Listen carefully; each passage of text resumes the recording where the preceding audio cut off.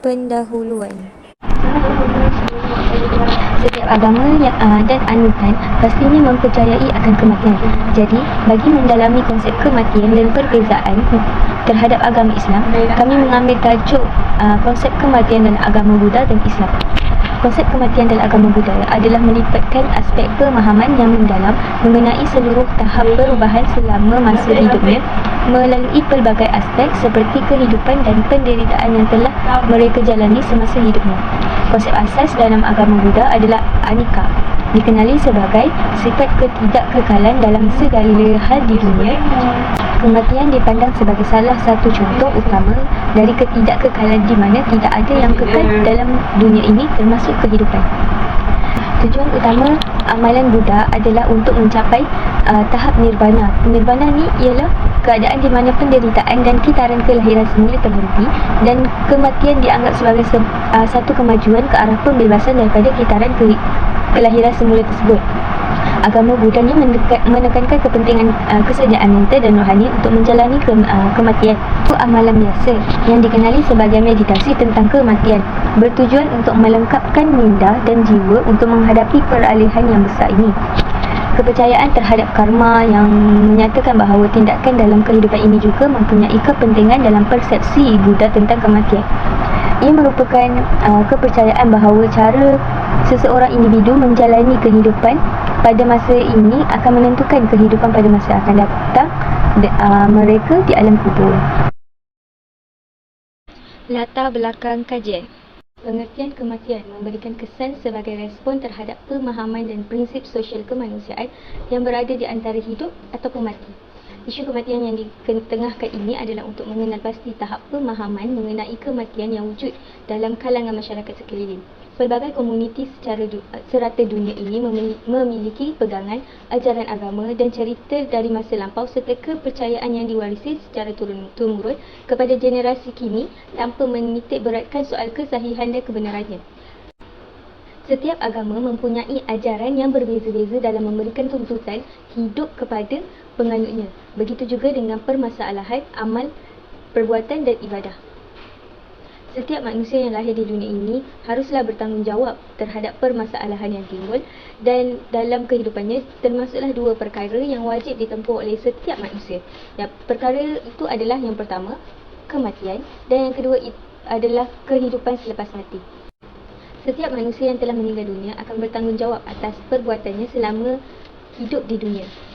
Oleh itu, manusia ini dituntut untuk melakukan amal kebaikan dan taat akan perintah Allah serta menjauhi dan mencegah larangannya bagi mencapai keredaan Allah dan mendapatkan tempat yang terbaik seperti mana yang dijanjikan oleh Allah, iaitu syurga.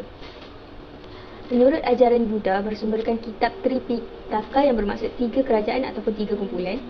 Ajaran kitab ini merupakan kumpulan khutbah yang dikumpulkan khutbah, keterangan, perumpamaan, percakapan yang pernah dilakukan oleh Sang Buddha dengan para siswa dan pengikutnya.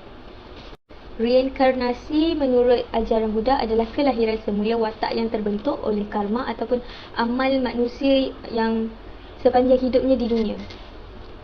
Tujuan terakhir bagi setiap penganut Buddhis adalah untuk mencapai tahap nirwana. Nirwana ni adalah di mana seseorang itu telah lepas dari penyiksaan dan setelah itu dia merasakan kebahagiaan yang kekal abadi. Demikian dalam agama Islam dan ajaran Buddha dalam memberikan hidup kepada penganutnya agar mencapai tahap kebahagiaan di dunia dan di akhirat. Isu berkaitan dengan kematian ini akan dirungkai di dalam kajian ini. Kajian ini akan mengenal pasti apakah konsep kematian dan membentangkan penerangan mengenai kematian menurut agama Islam dan Buddha. Seterusnya, kajian ini akan membahaskan serba sedikit pandangan agama Islam terhadap pandangan agama Islam dan Buddha terhadap kepercayaan kelahiran semula. Assalamualaikum warahmatullahi wabarakatuh. Saya akan menerangkan tentang kematian menurut ajaran agama Buddha. Okey, dari segi konsep kematian ni, kita tahu kan kematian ni adalah suatu hal yang pasti terjadi dalam kehidupan manusia. Jadi setiap agama tu telah mengatur bagaimana cara menghadapi sebuah kematian tu. Okey, kalau dalam agama Buddha, kematian ni merupakan sebuah tahapan untuk menuju kehidupan lainnya. Mereka meyakini bahawa kematian ni bukanlah akhir dari segalanya. Menurut ajaran Buddha pula, kematian ni terjadi kerana 4 penyebab. Iaitu pertama, ayu kaya. Ayu kaya ni adalah kematian disebabkan berakhirnya usia. Yang kedua, kamakaya, iaitu kematian disebabkan berakhirnya karma itu. Dimaksudkan orang yang mati itu masih muda, masih bayi atau kanak-kanak, masih bujang atau gadis yang belum mencapai batas usia. Yang ketiga, ubayakaya, iaitu kematian disebabkan berakhirnya usia dan karma itu, di mana ianya dimaksudkan bahawa bukan kematian pada waktu kanak-kanak atau tua, tetapi kematian seseorang tu telah mencapai batas usia dan karmanya berakhir tepat pada waktunya. Yang terakhir, yang keempat lah, iaitu upacedaka, iaitu kematian yang belum berakhirnya usia dan karma itu disebabkan adanya musibah, bencana sehingga menimbulkan kematian seperti kemalangan, diterkam binatang, kelaparan, terkena penyakit dan sebagainya. Okey, seterusnya pengurusan bagi si mati. Bagi agama Buddha, mempunyai perkuburan dan pakaian yang cantik serta menghabiskan banyak duit merupakan kematian yang sangat berharga dan mahal. Okey, bagi pengurusan jenazah ni, agama Buddha dibahagikan kepada 5 fasa. Iaitu fasa pertama adalah kematian yang dipanggil zu, iaitu di mana semasa terjadinya kematian ni, pihak keluarga ni harus menjadi orang pertama untuk menghubungi bisnes pemakaman dan mendapatkan akta kematian. Yang kedua, fasa kedua adalah li'an, iaitu masukkan mayat ke dalam keranda. Jenazah ni akan dibersihkan dan dimandikan dengan sebagai penghormatan terakhir terhadap mendiang, terhadap si mati tersebut. Setelah dimandikan, jenazah ni akan disapu dengan minyak wangi dan juga dihias supaya si mati ni berbau harum, terutamanya di hari akhirat. Okey, fasa ketiga pula adalah bin, yang bermaksud upacara kematian. Upacara kematian ni dipengaruhi oleh usia si mati. Umumnya upacara ni dilaksanakan selama 3 sehingga 5 hari, iaitu bergantung kepada kekayaan yang dimiliki oleh keluarga tersebut. Bagi orang muda, orang yang belum menikah atau mereka yang berusia di bawah 60 tahun ni akan diadakan selama 1 hari sahaja. Okey, fasa yang keempat pula merupakan zang, iaitu pengemubian. Upacara pengemubian ni diadakan secara besar-besaran, terutamanya untuk orang tua. Terdapat 2 pilihan, sama ada untuk dibakar atau dikuburkan. Okey, fasa yang terakhir pula ialah ji, yang bermaksud penyembahan. Setelah kematian ni, anggota keluarga ni akan mengenakan pakaian hitam selama beberapa hari sehingga hari berkabung, berakhir. Namun, untuk isteri kematian suami atau suami kematian isteri ini akan terus memakai baju tersebut lebih lama sebagai tanda duka cita kepada si mati. Upacara untuk mengingati si mati. Bagi agama Buddha ni, mereka merayakan perayaan untuk mengingati si mati. Okey, perayaan pertama iaitu perayaan Qingming. Ianya merupakan perayaan atau sambutan yang dikenali sebagai Ancestor Memorial. Qingming ni disambut pada bulan April, di mana ahli keluarga ni akan pergi ke kubur dan bawa makanan serta bunga. Ada juga yang membuat replika, kereta, duit, rumah dan sebagainya untuk dibakar sebagai simbolik kepada si mati. Seterusnya, perayaan Wesak. Wesak ni berasal daripada perkataan Pali Weshaka atau perkataan Sanskrit Vaishaka. Di beberapa negara ni, hari Wesak ni juga dikenali sebagai Hari Buddha. Okey, seterusnya, Bon Matsuri. Bon ni atau Obon ni adalah satu matsuri yang besar di Jepun. Obon sendiri adalah tradisi memperingati arwah di tengah musim panas yang sudah ada di Jepun sejak sekitar abad ke-8 dan dirayakan untuk mengingati arwah yang sudah meninggal. Okey, kepercayaan hidup selepas mati. Bagi agama Buddha ni, kelahiran semula ni ia merujuk kepada kepercayaan bahawa seseorang ni akan dilahirkan kembali ke dunia ini selepas badan yang dihuninya mati meninggal dunia. Terdapat 2 fikiran utama dalam agama Buddha mengenai kelahiran semula. Pertama, mereka ni mempercayai bahawa kesemua manusia ni akan dilahirkan kembali. Kedua, mereka mempercayai bahawa sesiapa yang melakukan banyak perbuatan-perbuatan yang baik akan mencapai kesedaran agung yang dikenali sebagai nirwana dan akan berhenti kelahiran semula. Kelahiran kembali terjadi kerana manusia ni masih memiliki hasrat untuk melanjutkan hidup di alam kehidupan. Kejadian-kejadian yang dialami manusia ni di kehidupan sekarang merupakan hasil daripada perbuatan mereka di masa kehidupan yang lampau dan bukannya disebabkan keputusan Tuhan. Oleh sebab itu, kehidupan kini ni amat penting untuk mengelakkan kehidupan yang buruk di kehidupan yang kelak. Sekian, terima kasih. Saya akan menceritakan serba sedikit mengenai latar belakang responden di dalam kajian kami. Kami telah memilih 3 orang responden yang mana telah kami temubual pada baru-baru ini. Responden pertama bernama Encik Tan. Beliau tinggal di perkampungan Cina Kuala Terengganu.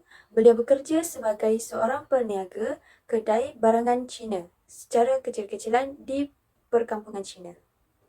Manakala responden kedua pula bernama Wong Chun Keng. dikenali sebagai Brother Wong. Beliau bekerja sebagai Bendahari Persatuan Buddhis di Kuala Terengganu, merangkap jurunikah upacara agama Buddha. Baik, responden terakhir kami bernama Singh. Beliau merupakan seorang pelajar yang menuntut di Universiti Malaysia Terengganu UMT. Analisis pertama iaitu bagi persoalan apakah kepercayaan penganut agama Buddha terhadap kehidupan selepas mati. Menurut agama Buddha, mereka akan dihidupkan semula dalam badan yang baru. Penganut agama Buddha mempercayai akan kelahiran selepas mati dengan penjelmaan yang pelbagai. Terdapat 6 elemen, antaranya adalah jika mereka hanya berbuat baik sahaja di dunia, mereka akan berada ataupun lahir dalam keadaan ataupun dalam kewujudan Brahma, iaitu Brahma ini adalah peringkat yang paling tinggi yang mana mereka tidak akan merasai kematian dan juga kelahiran selepasnya. Peringkat yang kedua iaitu Dewa dan juga Dewata di syurga. Mereka akan lahir sebagai Dewa kerana mereka banyak melakukan perbuatan baik di dunia. Jika mereka berbuat kebaikan dan ada juga kejahatan pada kehidupannya di dunia, mereka akan lahir seperti manusia. Dan ini adalah elemen yang kebiasaan manusia akan jelma oleh kerana sifat manusia yang banyak terpengaruh. Jika tidak banyak berbuat jahat, maka mereka akan lahir sebagai haiwan seperti anjing, ayam, monyet dan sebagainya. Seterusnya, jika banyak berbuat jahat semasa hidupnya di dunia, mereka akan lahir sebagai hantu. Dan tahap seterusnya, mereka akan lahir sebagai makhluk neraka yang mana mereka ini terlalu banyak melakukan kejahatan di dunia. Persoalan ini telah menimbulkan kata sepakat daripada ketiga-tiga responden, iaitu mereka mengakui akan adanya kelahiran selepas mati. Setiap penjelmaan dipengaruhi oleh perbuatan mereka dan juga amalan mereka sendiri semasa hidup di dunia. Baik, analisis seterusnya adalah bagi persoalan sejauh manakah nirvana mempengaruhi kehidupan selepas mati dalam agama Buddha. Nirvana ini sangat susah untuk ditafsirkan keadaannya. Penganut agama Buddha sendiri sering dikelirukan dengan syurga, tetapi hakikatnya ia berbeza. Daripada segi makna, nirvana ini boleh dikatakan sebagai kebebasan diri dari segala penderitaan. Ini bersifat kekal yang mana tiada lagi kematian dan juga kelahiran semula. Pendapat bagi persoalan nirvana ini, bagi ketiga-tiga responden, mereka memberi pandangan yang berbeza tetapi masih dengan tujuan yang sama. Bagi responden pertama iaitu Encik Tan, setiap manusia akan melakukan perbuatan baik dan juga perbuatan buruk.